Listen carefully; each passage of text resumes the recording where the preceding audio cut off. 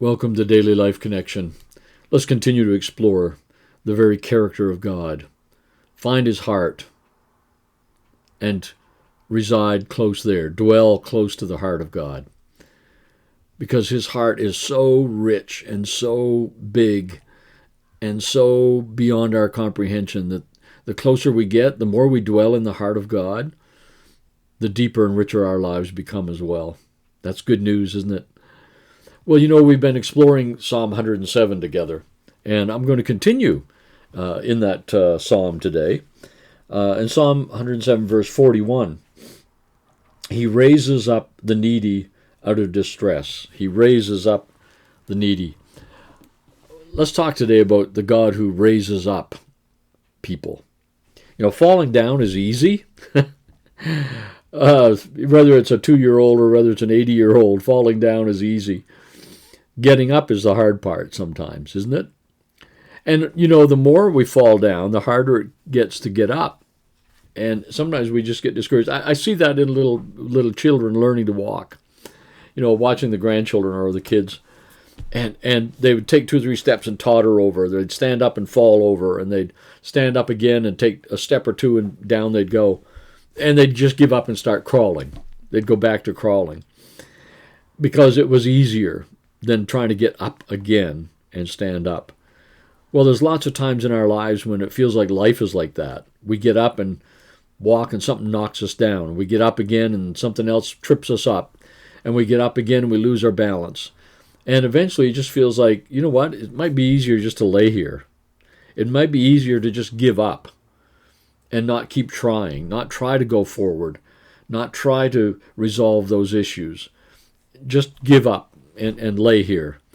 And I want to encourage us today that he is the God who raises up people. He raises us up. I love the stories of Jesus, where when the little girl, the Jairus' daughter who died, and he took her by the hand and raised her up, and she sat up.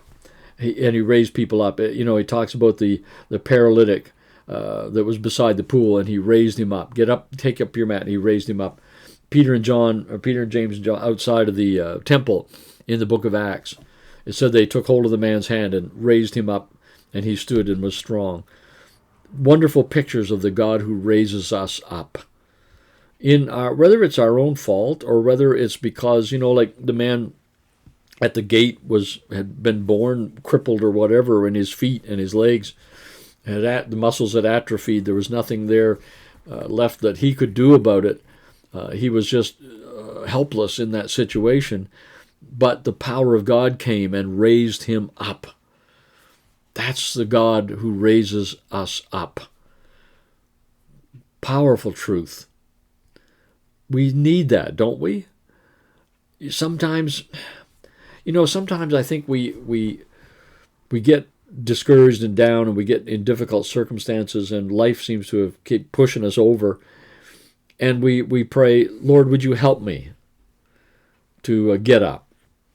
I can't quite do this on my. We need to just give up and say, if you don't, like the paralytic and the mat when they dropped him down through the roof. It wasn't Jesus, help me get out of bed. It was Jesus, if you don't do this, I'm not getting out of bed.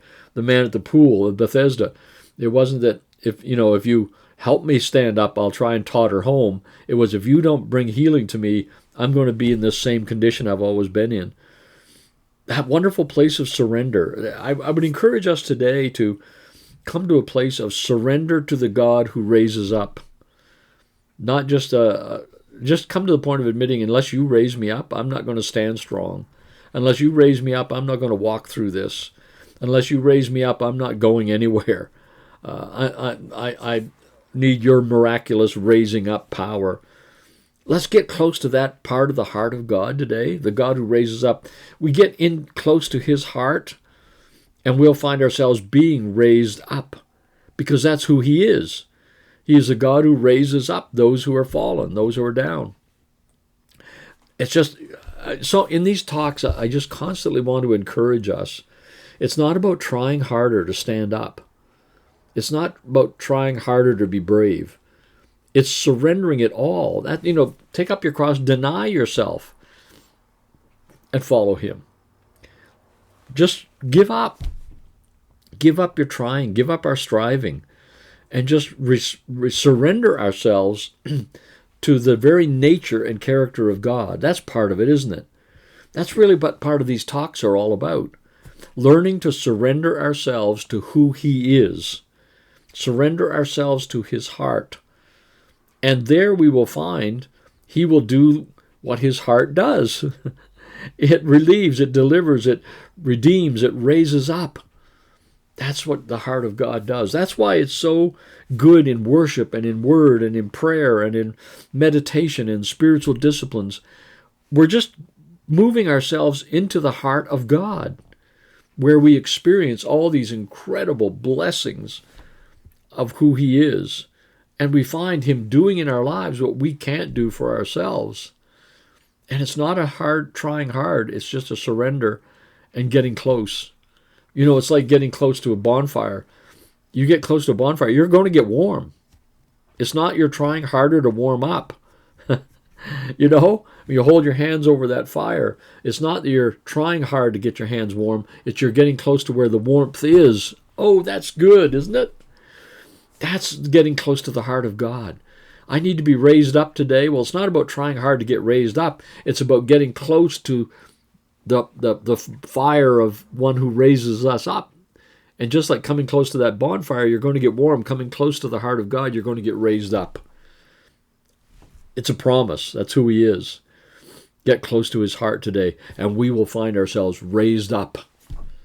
Raised up. He's the God who raises up those who've fallen. Let's rejoice in that. Thank Him for it, and we'll talk again tomorrow. God bless.